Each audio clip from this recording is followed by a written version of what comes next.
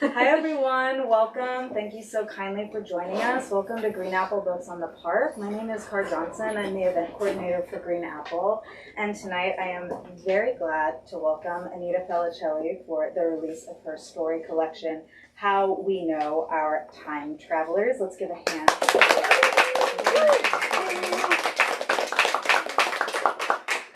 She is joined tonight by Nayomi Munaweera. Let's give a hand. Thank you. I'm really glad. So this is our last event of 2024, and I'm really, yes, that's the right reaction. Thank you. This is very exciting. I'm really glad to end things with Anita, who has been, we've gotten to host you, I don't know about all of your books, but at least 2 of them, or 1 of them. I'm not sure. We've gotten to host you before, so I'm really glad that you are in our repertoire. We get to keep celebrating your work, and so this is exciting for us, and it feels right to end the year on a friend of the store. So that feels good. Thank you. And I'm so glad you all are here. I know it's December. I know it's difficult to even leave your house, and I'm really proud of all of you that you were able to, and you saw it was dark, and you left the house anyway. So thank you for that.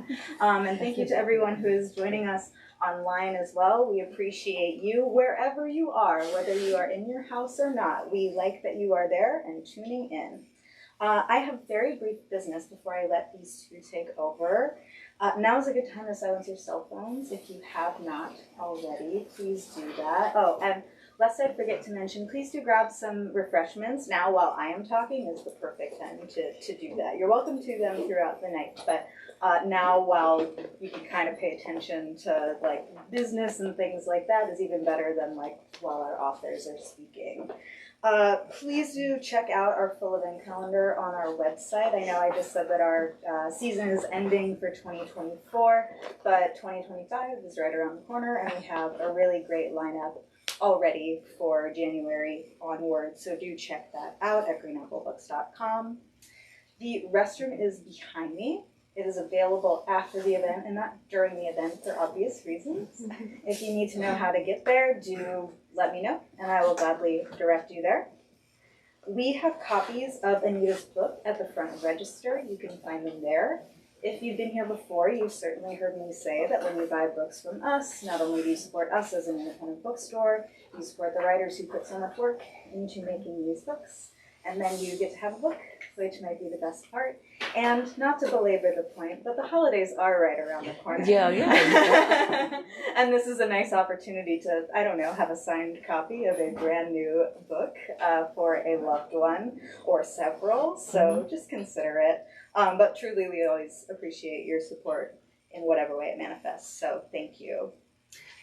Without further ado, I'm going to go ahead and introduce the 2 writers who are joining us tonight. First, Nayomi Munaweera is the award-winning author of the novels Island of a Thousand Years and What Lies Between Us. She's been named one of 12 women of color writers you need to know by Bustle magazine, and one of the Asian American women writers who are going to change the world by Electric Literature. Let's give one more hand for Nayomi Munaweera.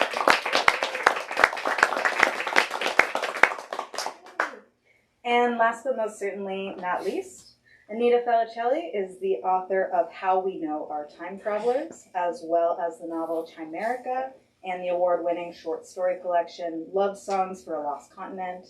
She is the editor of Alta Journal's California Book Club, big Alta Journal fan. From 2021 to 2024, she served on the board of directors of the National Book Critics Circle. Her criticism and essays have appeared in the Los Angeles Times, the Washington Post, and the New York Times Modern Love, as well as other publications. She grew up in the San Francisco Bay, and she lives here with her family. And once again, her book, How We Know Our Time Travelers, is the reason we are here tonight. Please give one more hand for Anita Felicelli.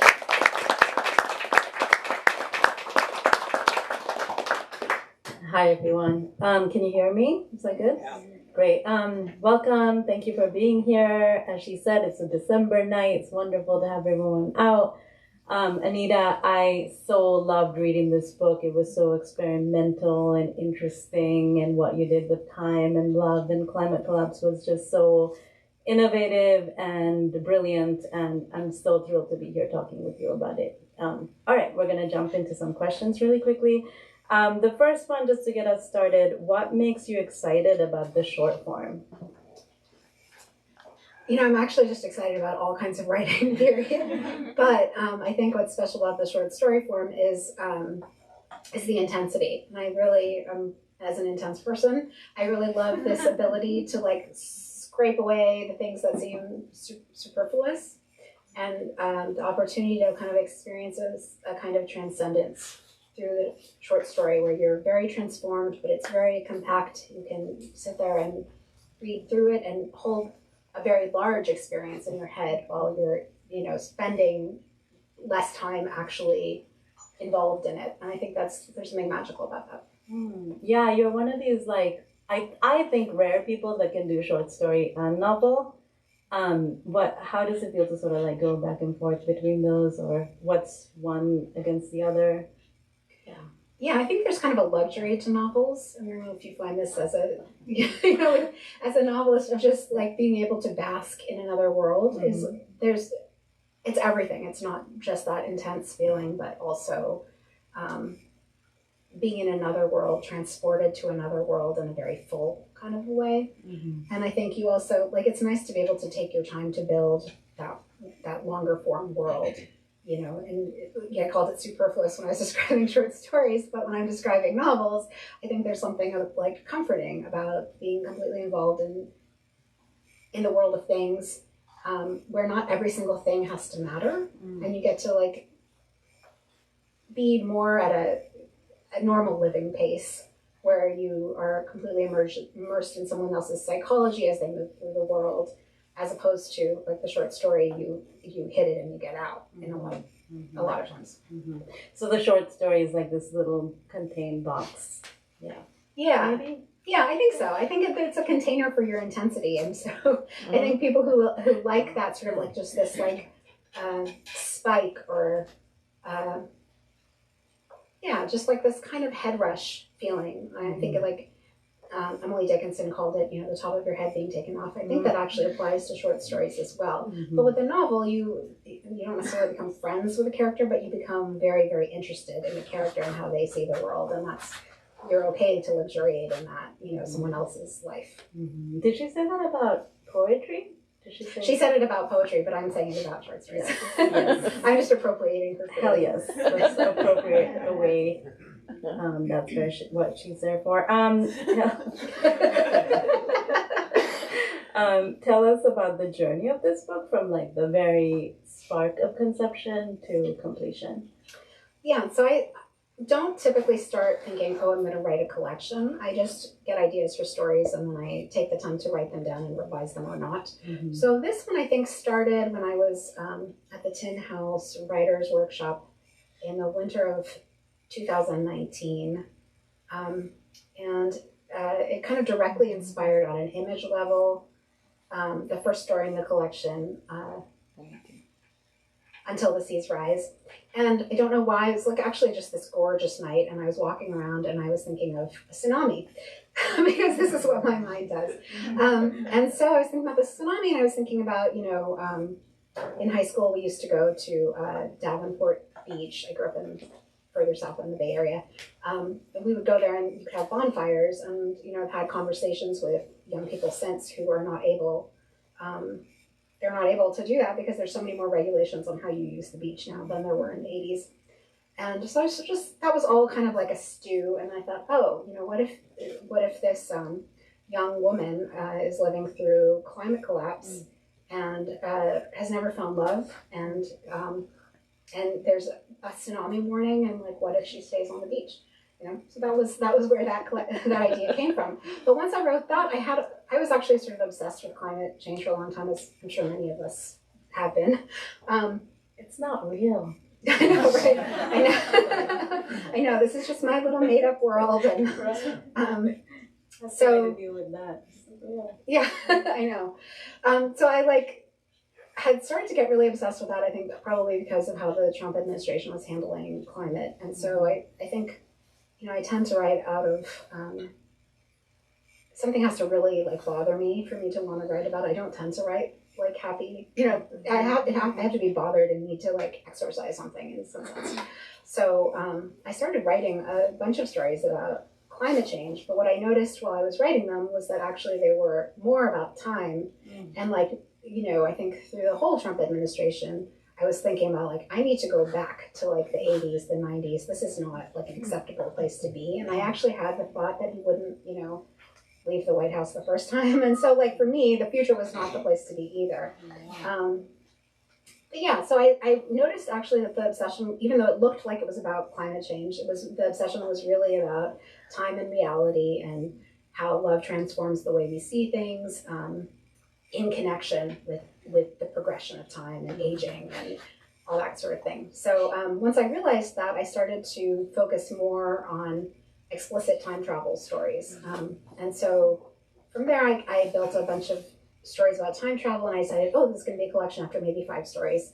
And this way I can completely indulge my time travel fantasy during a pandemic and the election of 2020. So I think that's where it kind of came from. And, you know, I had a feeling, you know, I wrote the last story,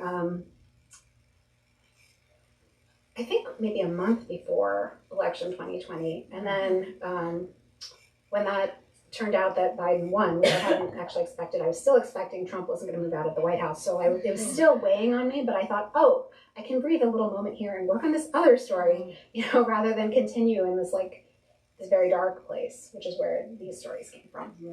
So, and then I returned back to it and I started revising later on. I think I was more distant from it, so it was easier to do revisions as if it was written by someone else, because in a sense it was, since I was not, you know, cellularly exactly the same person as I have been. Oh, that's such an interesting idea about revising, coming back after a time when you're sort of different, right? Yeah. That's interesting. A lot of them are love stories. Can you talk about writing love stories, dovetailing with time travel and climate collapse?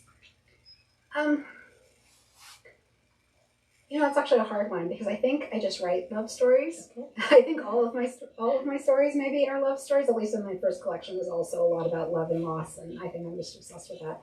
My my grandfather was a writer of radio romances, so sometimes when I'm trying to link it all together in a story about myself, and I say, oh yeah, that makes sense because, like, you know, my grandfather was like that and he was really into it and he was really good at it. But I think when I'm just thinking about, like, you know, I think it goes back to what I was saying about needing to exorcise things. And so as a person who's kind of lived, as I said earlier to someone here, as if I'm in a sitcom, like, you know, I have a lot of these like kind of like funny but very dark experiences to draw upon, and that's like my material, you know.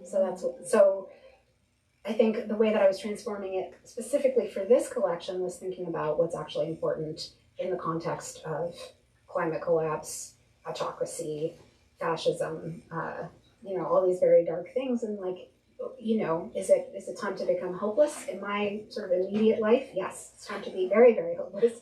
But in terms of my writing life, I was looking for the things that made it worthwhile, and that was my kids and my husband and, you know, people I love. And like these past experiences, I was able to look at them a very different way too, because I was like, oh, those times seemed like, you know, very urgent, but now we're actually in a real like physical urgency moment as a country and as a world.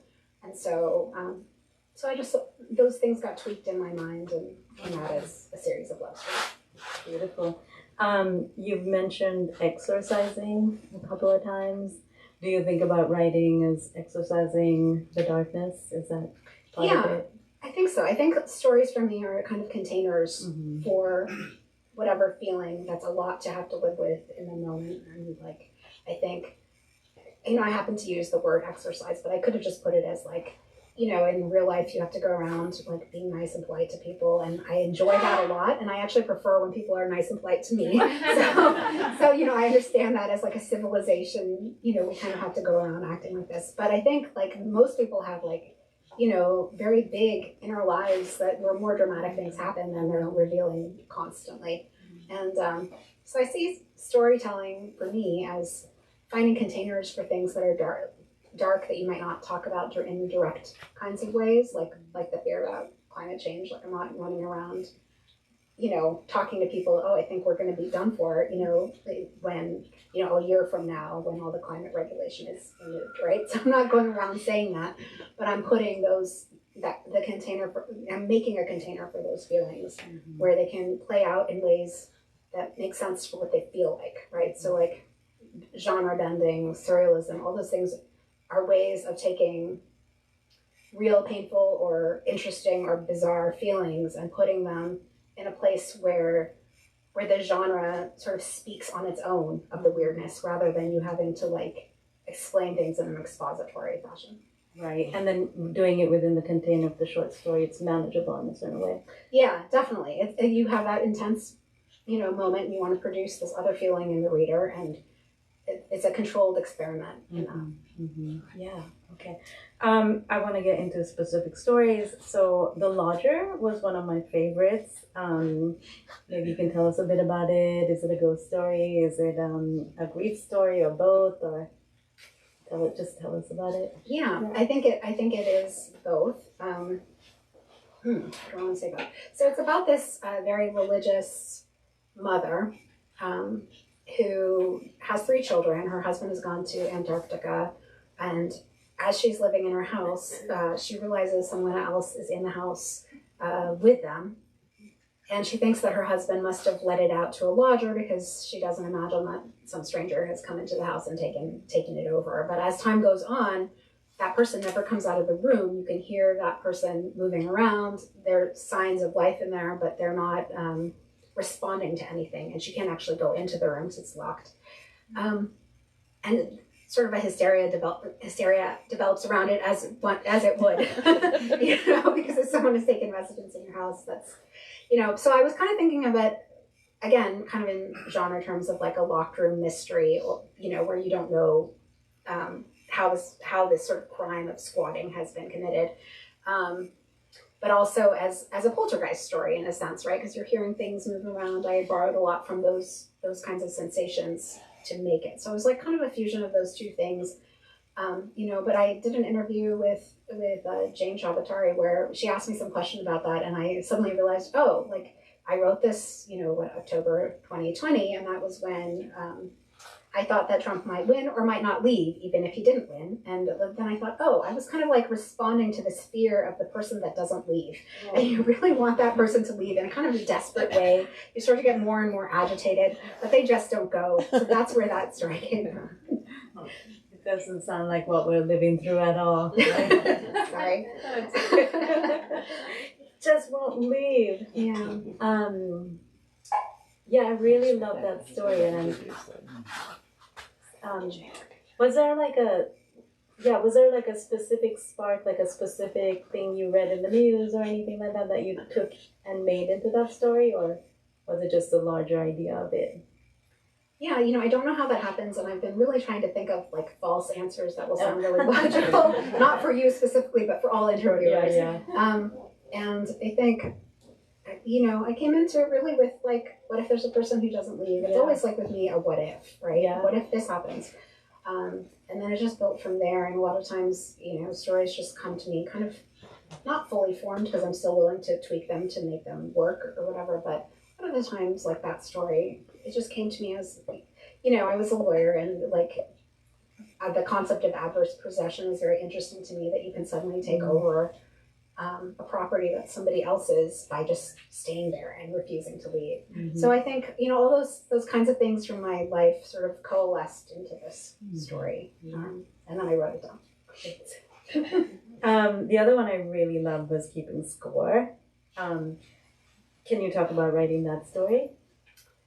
Yeah, I'm trying to think back. So this is after the pandemic started in spring 2020. And I think, I live in Silicon Valley, and we'd have people, parents of my children's classmates or whatever over, and the conversation at the parties would be something like, oh, wouldn't it be so cool if we had a gardening app? Or, oh, wouldn't it be so cool if and I would just sit around like in my brain having a different conversation, but as again, you know, I'm a polite and nice person, so obviously I'm just listening to what people are saying. But in my own mind, I was thinking like, oh, you know, this is interesting. Like, how many people can you fool into buying something they don't need? I mean, that's the nature of, you know, out of control capitalism, right? That you can like convince people they have a desire for something, such as to like, you know, improve their relationship through this app. And like, you know, I think that's true of like, you know, 17 magazine also used to have like things like, oh, make your man feel blah, blah, blah, or, you know, that sort of thing is like so much a part of our culture. And I think I just started to think it was funny. And when I ran off with this idea of a couple who keeps score of all the wrongs and the good deeds they do in their relationship. And the story is just about that app's suddenly taking control of their lives, which I think sometimes is true of technology in general, that we get very absorbed into it, like with social media and the like. So it's very much a cautionary tale, as you can imagine. Don't recommend that app. What was the hardest story to write and why? I think the hardest story to write was the story called The Fog Catchers, because that didn't actually come to me all in one fell swoop like some other things do. That one, you know, I was doing a little bit of plot. It's kind of a novella about a con artist who meets someone in Big Sur and, you know, just having a casual conversation, but trying to figure out whether he can be, you know, conned, and then sort of realizing he doesn't have enough money to be conned. But she's already sort of captured that person's interest. And while I was writing that story, I had a hot tub scene at this hotel, and some weird people came up to her in this hot tub and had like very weird conversations with her. This didn't happen in real life, but this is just how my brain works. So they come up and start having really weird conversations with her, and what they do is capturing fog in bottles to sell in this like dystopic future where there's insufficient moisture, and the coast has been transformed in order to protect human property rather than protect the wildlife and all that sort of thing. And I couldn't figure out how to put it all together. So in that sense, you know, I felt they all fit together, but it came to me piecemeal rather than in one whole. And so there was a lot of time spent trying to rearrange things, these noir perpetrator elements, and the Big Sur climate elements, and this band of weird fog catchers, which is what the title of the story is. I'm like, what are fog catchers? Like, nobody's going to know what that is anyway. But yeah, I think that one was the one that went through the most revisions. I still like felt a little uneasy about it, but I also felt that it was conveying the correct atmosphere, and so I went with it. Mm-hmm. I love that the atmospheric, right? Like creating the atmospheric. How important do you think it is to create atmospheric conditions for each story? Oh, for me, it's really huge, and especially with this collection, I think I didn't feel that way about Love Songs for a Lost Continent, where the stories were more realistic. They were less often coming to me in a whole, the way that these stories were. I mean, I think this collection is much closer to my psyche, and so it was overall an easier collection to put together as opposed to that one. But atmosphere is a big deal to me. Like, I love Tana French, where, you know, there's a suspense novel and literary suspense, and there is some plotting, and you know, there's a lot of character. There's some plotting, but a lot of it is this atmosphere of the Irish Dublin, and like later in like the Irish countryside. So I think, yeah, that's what really gets me. It's like, because you kind of want that mood, right? Like when you read a book, I don't know if you feel this way, but just wanting to be in a mood, you know? Mm-hmm. Yeah. So a follow-up question, what was the easiest and maybe most fun story to write? Oh, I think those are two different things. Okay. The most fun story was the keeping score. That I found, like, I was just entertaining myself. I thought it was really funny. And also was helping me, like, get rid of, like, kind of my, like, black comedy that I was having at the party, right? So, like, write the story. So, but the easiest story was the title story. And that one came to me in a whole. And, yeah, that one came to me like a vision, and it was much easier to write than many of the other stories. Not all of them. There's a couple like that. Steam Tunnels is another one that was more of like a vision.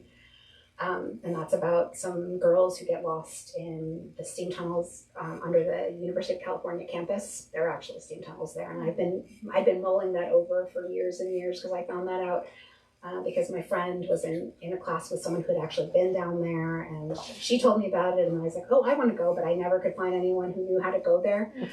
So instead I started imagining other things. Oh, that one's so creepy. I love Oh, that. good. Yeah, that Okay, one's like good. wild. Yeah. I'm thinking about the end of it. I won't spoil it. You write from different POVs, which I find so interesting. You switch between third and first in these stories. What do you think is the difference there? Yeah, I think perspective is a really hard one because so many stories just come to me as they are. The perspective is intuitive for me. Like Steam Tunnels is a story that's in a plural first person, I guess is what you would technically call it, but I don't know if I even call it that. It's a we, it's narrated by this group of girls. And sort of like creating, the we becomes a character, right, in and of itself, even though they each have their individual characters as well. Yeah, and whereas like the title story was a first person story, and because it came to me as sort of, it's a story about an artist who has kind of lost her faith in art, but her husband has even more so lost his faith in art, and she holds an open studio, and then someone comes to the open studio who she thinks is her husband, but much younger, and she can't reconcile this weirdness of this person who looks just like her husband coming to her open studios. But she starts to think, oh, this person is my husband who's time traveled forward to meet me, because it's the only sensible explanation for why he looks exactly like my husband. So that one came in first person because I couldn't get into her interiority and her voice and her character without putting it in first person, right? And so it was like very different from Steam Tunnels, where it also came to me that it was not one girl's story. There's 4 girls who form this we. So it was not one of those girls' stories, but the collective story, and that story kind of plays with urban legend a little bit too. So I was kind of interested in the collective generally of like collective storytelling, or like how we create a story together, as opposed to here's my inner vision and my voice, which is how we know our time traveler story. Yeah. Can I ask about the title? Yes. That is, so originally that story was called Time Invents Us, because I was thinking of it as, sort of the way we change over time. It's just that passage of time alone, not specifically what happens to us within that, but just this just the aging process. So I called it Time Invents Us. But as things went on, this title suggested itself to me, and I thought that, pretty much all the characters have something to do with time travelers, and multiple stories have to do with mysterious time travelers, and like the feeling that maybe that can happen, or that sense of possibility is supposed to be very engulfing in this book. So I kind of like the idea of there being a potential method. And of course, no one's going to find out what the method is by reading my book, because it's not like a tutorial of this or whatever. But I like the suggestiveness of that, and like the idea of knowledge. The idea of knowledge in the book is how little we know, right? Like most of life is occluded from us, and we kind of go about with our strange perspectives on things, but we keep it to ourselves, and then we keep going.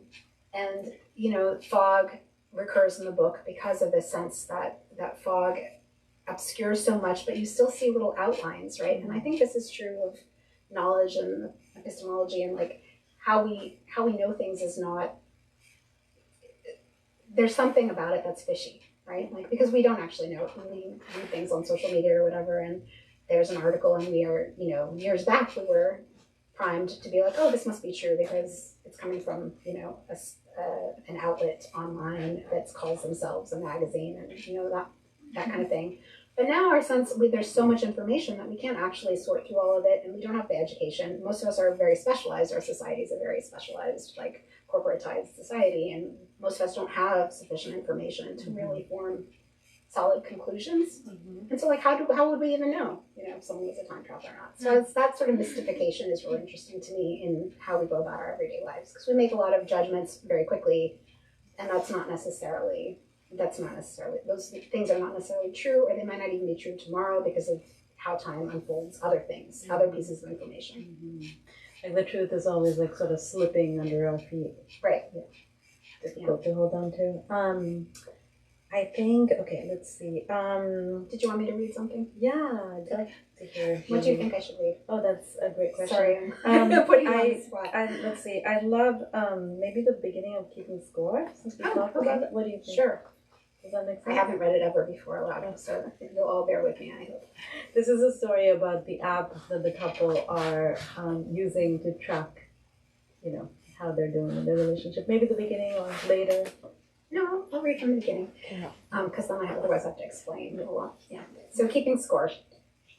The couple installed the app on their phones on a Friday night over Guinness and nachos, and later, when the dust had settled, they'd wonder at their blissful, affectionate carelessness.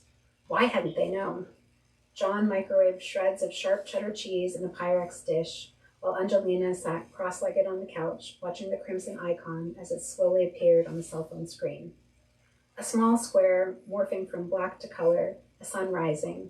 The app had received press, high-end press at that, but it was only 99 cents, and there was no subscription fee. Even so, Angelina was impatient. Younger than John by a couple of years, she'd grown up with computers and nearly everything else at her feet, even though her childhood had been darkened by her father's erratic fits of rage and her mother's cool absences. This installation is taking forever, she groaned. She touched the icon again, as if the touch would make it download faster.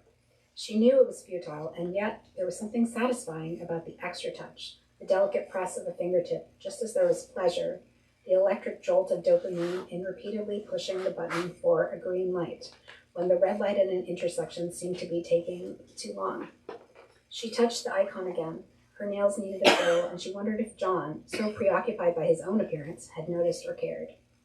Touching the screen over and over won't make it download any faster. Maybe plug the phones in? John suggested as he poured melted cheese over the tortilla chips. He stood at the breakfast bar in his clean white undershirt, beneath a fluorescent light that tendered all his features harsh, and his dark hair a little wispy over his gleaming scalp. She was receiving a glimpse, though she didn't know it, of what he'd look like years hence, after sliding noiselessly into the night of old age. I mean, it might just be a defective app, she said.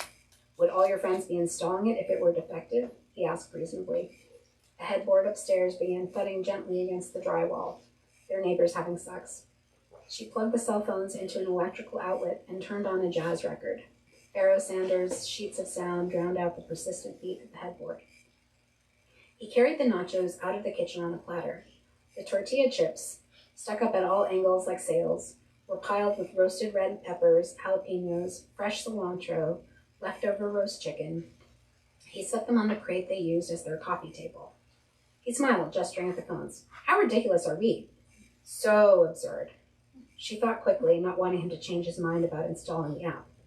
But, I read this article where the couples they interviewed said it made their relationships better. They said it allowed them to see themselves more clearly, and with an objective record of their behavior, they treated each other better. It was better than couples counseling, even, someone said. Cheaper, too. Anyway, what could it hurt? She grabbed a chip and loaded it with chicken. There's so many sponsored posts in magazines these days, though, so who knows?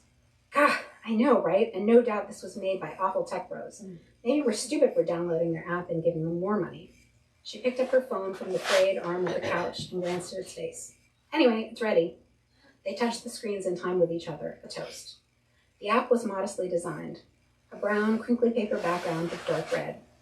Courier font. Keeping score, the splash screen announced. Personable, pleasant, non-threatening. On the next page of the app, there was a notebook interface into which you could type everything you'd done for your partner for the relationship. The algorithm would take your entry, cogitate, and spit out a number value. You did the night's dishes, +1. You cleaned a sink overflowing with the last week of dishes, +3. You did the laundry, +2. You brought fresh lilacs home every day for the 2 weeks they bloomed, +3. You worked overtime so that there would be money for an anniversary dinner, +10. You cleaned the litter box, +2. You fed the cats, +1. You paid for the guy to come out and fix the clogged toilet, +1. You swallowed your pride, +2. You went along to a dinner with your significant other's ex, during which it was clear the ex still carried a torch for your significant other, +10.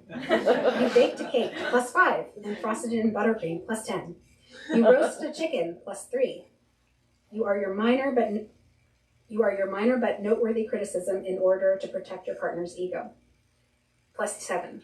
You attended the most boring company party on earth and smiled throughout as if you were having big fun, +5.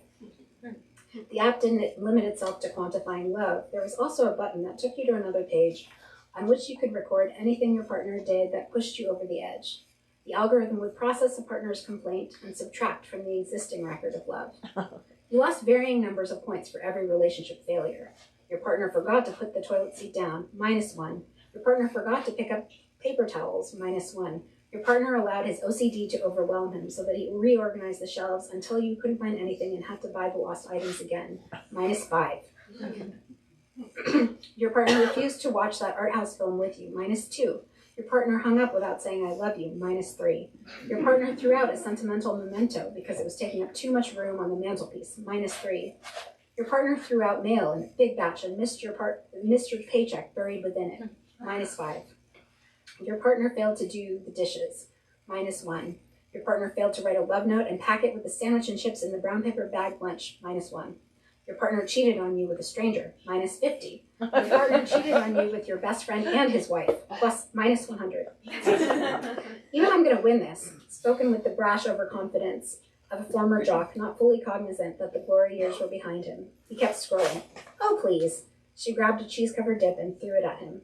He laughed. She pulled a face. You're so dead. He plucked the chip from his shirt and ate it. Well, here goes nothing then, if you're sure you can take the loss. He sipped his beer reflectively. Keep dreaming. Remember how cocky you were about board games when we first started dating? You'd never played with anyone smart before, and I wiped the floor with you. I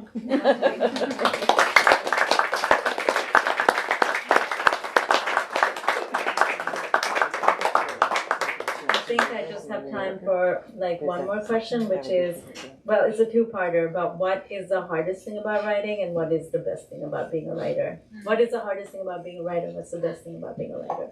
Oh, I know, you asked me this at dinner. We just went to dinner and we talked about some of these things. But what did I say? Now I feel like I need to go back to what I said. I can't tell you what you said because it's confidential. Oh. Okay. You said not that's to right. say the thing. So Wait. So ask the what was the first question? What's the hardest thing about being a writer? Oh, I think the hardest thing about being a writer is publishing. Oh, you did. I don't actually think the hardest thing is the writing itself, but I think trying to get the writing into a shape where people who don't share your life experiences or your background or like the things that brought you to writing in the first place is the hardest aspect of writing, and sort of like convincing them that your stories are meaningful in this world when your stories have not been seen as meaningful historically is a difficult thing. Yeah. And the best thing? The best thing about writing is to just be in the flow and to be able to tell yourself stories all the time and to be able to tweak words and make them say the things you want them to say or come close. I just love writing. So I'll just say like everything about writing itself as opposed to all this other stuff is wonderful. It's just like there's a state of flow you can get into with writing that just is incredible. It's such a high, to tell yourself a story and be really into it is an exciting thing. Yeah, I love that, and that love really shows. Oh, when you read the collection. You answered that question now. So Nayomi is actually like a beautiful writer, and her novels you have to run out and get them. We haven't had them tonight, but just generally. But tell us what you love about it. Okay, best thing about being a writer. Yeah, that flow state is like so powerful and so beautiful, and like when it's going well and you write even a sentence that you like, it's just like the best thing ever. And then, like hearing from readers and, hearing from readers over the years that say, oh, you've written about the Civil War in Sri Lanka, but my grandmother grew up in Czechoslovakia or something, and that feels so intimate. You don't expect these things. Or my second book is about child sexual abuse, and hearing survivors respond to that, male survivors sometimes, like all these people I didn't expect to hear from, just... Yeah. It's so beautiful when that happens. Yeah, that is really beautiful. Like sort of both people being vulnerable together in a sense, these moments of connecting, and it doesn't have to be about the same specific conflict or the same specific trauma, but that people find ways to like. Totally. There's that quote, I'm not going to get it right, but like you think you're the only person this thing has ever happened to you, and then you find out, like Dostoevsky's written about it, or people have written about exactly your experience, and that like connection between reader and writer is like just so beautiful. Yeah, that's a James Baldwin quote, Is it? right? Is it? I think it's probably. a James Baldwin quote, and it's just such a beautiful quote. I think, or maybe it's a different quote that you're thinking about, but his is something like, you think you're the only person to have suffered like this in the world, and then you read, and so that there's just something about that, and I feel that with your books too. Definitely, yeah. I think that there is that spirit of James Baldwin and that school of writing within your work. So it's amazing. Okay, thank you. We're gonna take audience questions. Who's got a question? Yeah, go ahead. So Anita, so you said a lot that your stories come whole, which is very different than I experienced writing. And I'm curious, so does that mean beginning, middle, and end, all the characters, the setting? I mean, like how much is actually there? Or is it more of the seed? I'm just curious. Because I've never heard about that. Repeat the question. Yeah. The question, she asked if Anita said that her stories come full. How much of that is true? Like, does it come fully formed? It is true. And I think it's from telling myself stories as a survival tactic as a kid. And I was just telling Naomi on the way over here, I used to narrate my life in third person even. Like I was just constantly, if I had a conversation with someone, I was like, oh, the better comeback would have been X. You know, I was just this person who was writing a story all the time in my own head. And so it's like through practice. Like I probably wouldn't have been like that had I come to writing later. It just happens that this was my survival mechanism. Mm-hmm. And so everything turned into a story for me all the time. And some were worth writing down and some not. And, so when I say a story came to me fully, like a few of the, probably about half of these came to me fully. But there are those stories, right, that are a seed of something, like the Fogcatchers novella that I talked about. Right. It's definitely came to me more as like disjointed elements, which I think is probably more common, seeing why they relate to each other as part of the work of writing. Right. Thank you. Ethel? I had the same question. Oh. And I think you've answered it specifically when you mentioned stories coming to you as a vision, but I think that's what you just answered. Yeah. I know that's actually like somewhat of an annoying answer, so I apologize for my annoying answer. But it really is like a survival tactic, right? Some kill you. All the writers want to kill you. I know. But yeah, I just feel like a medium in some sense, which is like maybe kind of weird. But makes so much sense. Yeah. Thanks for everything, and I wanted to ask you whether you ever talked with your grandfather about your both crafts and how they connect, but also how different they are. No, we never talked about it because he mostly spoke Tamil and I don't speak Tamil. I understand some of it, and I also didn't know any of my grandparents or like most of my family actually until I was maybe 8, because even though I was born in India, we immigrated and we didn't really stay in close touch, and we didn't have the money to go to India either.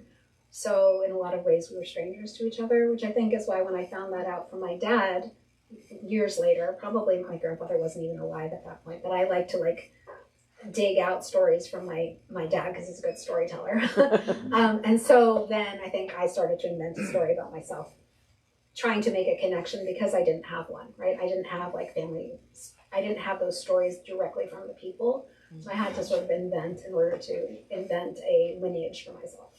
I guess I can rephrase the question then, and how has been these dialogues with your father on purpose on his father and your craft? Sorry, what's the question? Whether there has been some meaningful conversations about your grandfather's craft, but also about your father as the intermediary, and whether your father has a craft in telling stories related with your craft as a writer. I think he does. I think I actually mostly get my obsession with stories and listening to other people's stories from my dad, and I think he was a good storyteller when I was growing up. He of course didn't tell me difficult things about my grandfather until I was an adult, but then I started to weave together the difficult material with the earlier material. And he didn't tell me this thing about the romance radio plays for a long time, and I have no idea why, because I don't know why it didn't come to him that, like, when I was wanting to be a writer when I was 5 years old, oh, your grandfather was also a writer. I just thought, oh my God, who are these engineers that are my parents, and like, why on earth do I feel no feeling for this thing that they're really into and move to another country to pursue or whatever, So yeah, I think my dad does have a craft. I think he is not a writer. He doesn't want to write those things down, right? He likes to share things with other people. He likes to be in conversation with other people. So probably from him, I get more that I love to have conversations, like one-on-one conversations, and I love to interview writers and that sort of thing. That was a really good question. Thank you. I'll ask a question about literary influences. I know you're a voracious reader and you read, so many different things. Do you find current reading or reading you've done in the past emerge in your stories or inspire some of the stories in some ways? And Yeah, I think my childhood reading really inspires the stories. I love to read contemporary fiction, but I wouldn't say that. Sometimes it inspires me, but more often I'm drawing from things I read before I was 25, say. And I am, the things I read since then are much more what I draw on to write book criticism. But when I'm doing my own stories, it's the things that feel close to me or part of me already, which I was definitely a rereader. So I read the same book over and over. I must have read Jane Eyre like 10 times. But I also read the Color Fairy books probably a similar number of times. And, so those kinds of things come back to me as formative at a creative level. And I read a lot of contemporary literature now, and definitely translated works, I think more than anything else, influence what I write, make me think about what kind of structure or form or shape something can have, and what's permissible. Because I don't think I would get that permission from American literature per se. But I love American literature for purposes of analyzing, because I think a lot of it is written in an analytic tradition. Actually, sort of this analytic enlightenment, logical and whatever. And so for me, that's kind of a game. And so when I write criticism, I'm able to engage in that game, even though this other place is much more natural for me. Other questions? Sarah? I'm wondering if there are stories that you've been obsessed with but haven't been able to tell and you keep coming back to, or that are still sort of hovering in some way, if there's anything that's one of those. Yeah, absolutely. So my first novel, I rewrote over a period of 10 years, and it was about an artist coming of age in the Bay Area before the tech boom. And I do keep coming back to that, and I don't think I succeeded in these bazillions of other drafts. So I actually put all that away, and that's why everything I've written since is not truly autobiographical. It's not really about me. But I have been working again, because I've been going through my boxes, because I'm a hoarder, to my husband behind you's chagrin. And so I have these boxes from high school, and I've been going through them and sort of thinking, is there a way for me to write this now, since I'm so much older and so much further away from high school? And can I go back to that time period and do something that's more like these kinds of traditional British novels that I used to read, is more like the Bildungsroman and that sort of thing. So yeah, they never let me go, because I didn't feel I wrote them correctly in the first place. One more question. Husband. So, apropos of atmospheric and also on influence, we talked about Buick-Asaurus. And I'm wondering if we did people who read this book like these books, what other authors do you think this book would be in the category of? The Invention of Morel, or my book? This book, your book. Oh, my book. I actually don't know. I think if you love this book, you will have to read Invention of Morel. It's a much better book, and it's beautiful. It's by a Latin American author who Borges thought this book, Invention of Morel, which is it's a novella, He thought it was the most brilliantly plotted book he had ever read, and it's about a fugitive who goes to an island and falls in love with a woman and then realizes she's a hologram.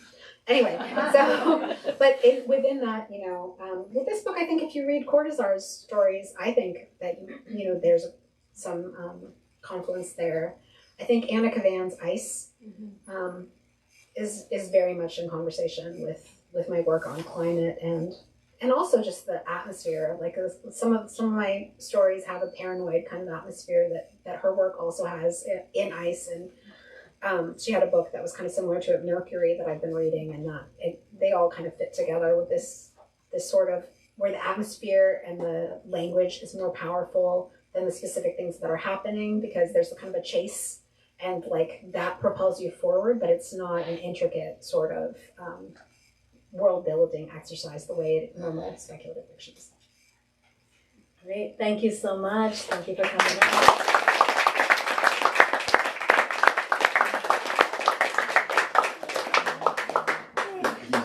Can we give one more hand for Anita Felicelli? Actually, can we give a hand to Car and Green Apple, because they're so wonderful. We're so happy. Worth it. I'm so excited that we get to celebrate this book with you. Naomi, thank you for being such a skilled interlocutor. I really appreciate it, and for reading this so closely. And Anita, thank you for letting us be a part of your book's journey. It's very exciting. Thank you, everybody, for coming. This Thank you. means so much to me, and thank you, Naomi, for being so brilliant and wonderful, coming over the bridge to talk to me. Thank you. I will be brief. I am going to have Anita set up at the back desk to sign copies of the book. Does that sound all right? Yeah. All right. So at the back desk right here, if you need to know where to go, I will gladly tell you. We have copies of the book at the front register. You can find them there and bring them back here to have them signed. Your mission, should you choose to accept it, is to finish all of these snacks. So please do imbibe, take a look around, make yourselves comfortable, and we'll see you in the new year. Thank you so much.